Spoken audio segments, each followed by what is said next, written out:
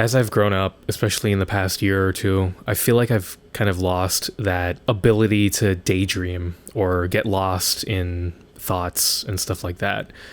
There's a clip from David Lynch, and it's crazy because I still haven't watched a David Lynch film yet, but I've seen so much from this guy that I'm sure that I just love anything that I watch by him. But there's a clip of him when he's trying to film something and he gets mad at one of the producers. He's complaining with the person and he's saying, like, we never get to go dreamy. And that going dreamy kind of thing, that's something that I used to have so much of when I was younger. And I feel like now there's very few opportunities for me to feel that kind of dreamy kind of vibe in everyday life. Part of me thinks it's probably because everyday life has gotten so not dreamy. It's pretty drab.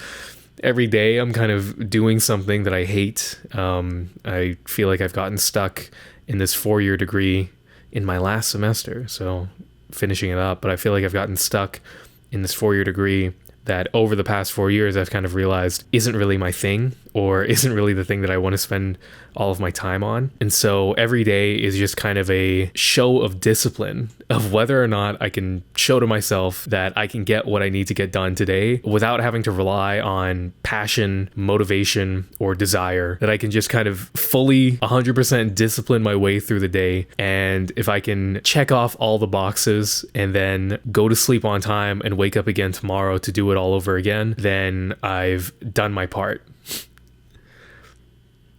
And that's a sad life. I've gotten to the point where the systems and everything that I have set up are good. These are very good habits, but I'm utilizing these good systems to continually work on something that I hate 100%.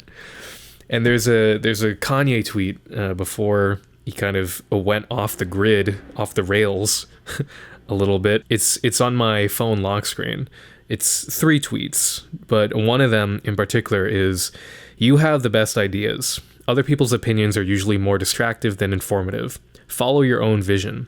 Base your actions on love. Do things you love, and if you don't absolutely love something, stop doing it as soon as you can." I love that last sentence of it. Do things you love, and if you don't absolutely love something, stop doing it as soon as you can. I don't know if he purposely chose his words like that, but him saying stop doing it as soon as you can rather than as soon as possible, because as soon as possible is kind of like just stop it immediately. But the as soon as you can, there's a recognition that you're gonna have to do things probably for a longer time than you want, and those things will be things that you don't absolutely love, but you kind of just have to roll with the punches. And I feel like I'm in that phase of rolling with the punches, and I'm trying to get to the point where I can stop doing that as soon as I can. But back to the whole dreamy feeling, there's only very few times now that I can get that kind of nice feeling, and I don't know how to describe it other than like in terms of a picture. So let me paint a scene for you. Imagine you're on a beach, right? And it's a windy day at the beach. It's sunny, but there's still clouds in the skies, and you're standing there. It's not a completely like sandy beach. There's, some rocks to that beach. Maybe there's like a cliffside nearby, but it's a beach that's got some rock environment to it, and the wind is blowing in such a way where it's like perfectly blowing your t-shirt. It's not blowing your t-shirt in a way where it's kind of like showing all the worst parts of you, all of your love handles and everything. It's kind of just blowing cool, so you look like a cool anime guy.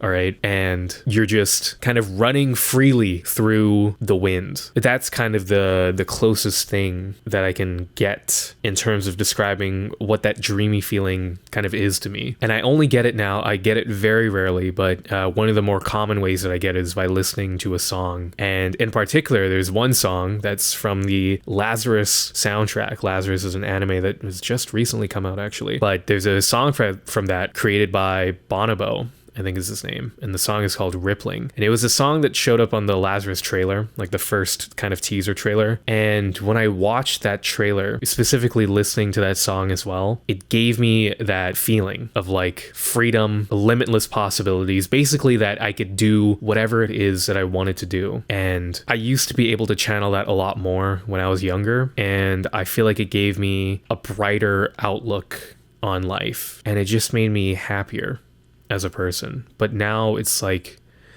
it's almost impossible to do that, because just like in order to just make it in the world, I have to be pragmatic. You know, I can't spend an hour like thinking about like, oh, what if I lived in this place and I could do this thing, whatever. Like I can't like realistically, I have to be like, all right, I just have to like, you know, apply to jobs at certain places. So I can't really get lost in like, what place do I want to live at? Because it kind of is whatever place that I can get a job at. And I can't really think about, oh, like I don't live in a place where I can sit by the window to like the breeze and just like listen to like peaceful ambiance while writing something.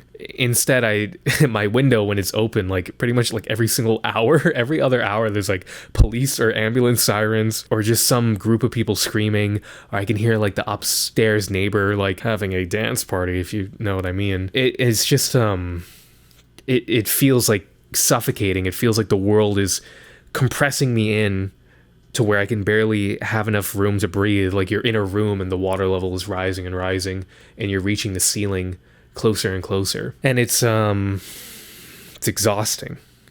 And I don't like that I've kind of lost that more dreamy part of me, that more I don't even know, just that part of my mind that was kind of more freeing and more optimistic. Yeah, just more light and free. And listening to songs like that, Rippling by Bonobo that I mentioned, and just other kind of like very rare experiences. Like you'll meet someone, the last time you met them was a very long time ago, so you kind of remember the person that you were that time. Or like you're in a different kind of environment totally, and the breeze in the air, like when you feel it and when you smell it, it brings you back to, you know, some certain time from like when you were younger, that kind of thing. There's very rare moments where I'll feel that freeing feeling again. And I wish I could just have it more. And I guess the whole point of this is to say, I kind of got, I'd say, too caught up in the pragmatism. Like it's good to be realistic, and it's good to know what you need to do in order to actually make it in the world or survive, as they say. But you don't want that to be your entire mind, your entire way that you think, because then you basically just lose all sort of unique identity. It sounds lame, but it's true. Like, if you're just constantly pragmatic and you're trying to think of like what is like the greatest thing that can maximize my odds in X, Y, and Z position, then you're just no better than like an AI. Like you're no better than like a ChatGPT brain. Like you have to hold on to those little idiosyncrasies of your mind that make you feel these kind of entirely illogical feelings or like just unrealistic things. Like you have to still be able to see something special in your day-to-day world and not just see everything as some gray, bland thing that is working against you or is something that you have to use as leverage to get something later. Like, I'm not doing a great job at explaining what it is, but you'll get it when you get to that point in your life. But just don't get too caught up in that, because it's good to watch these like productivity videos, you know. It's good to kind of like make a 5-year plan and be like, all right, I got to get into investing and I got to get a job and all this kind of things. Those are all really good. Okay, you can't make it in the world without having some sort of idea or having a good grasp of those concepts. But especially if you want to do like, if you're a more like creative type, just don't dive fully into that, man, because you'll really just lose a huge part of you that you used to think was really valuable. And as much as the pragmatic side of you wants to say that that way of thinking is not valuable and it's just kind of like something that's holding you back, I don't think that's true. Because like, what am I going to trade in like that more dreamy kind of idealistic thoughts that I'd have for thoughts that are just like depressing and are just lame and suck? When every day is just you, I don't know. Every day when I wake up, I'm not excited to face the day. And in like everything that I see, even if I'm like walking around with like no headphones, trying to just be 100% present, I'm not excited or happy about anything. And it sucks. And I wasn't always this way. And I feel like a lot of it is because of I'm at a point in my life where I have to start thinking about how am I gonna like survive? How am I gonna live? How am I gonna make ends meet? How am I gonna pay bills? And it's not clear to me at all how I'm gonna be able to do that. So I'm just stuck in this mindset of being 100% pragmatic, and I'm stuck every day doing things that I absolutely hate. And I wish that I could just not be in that.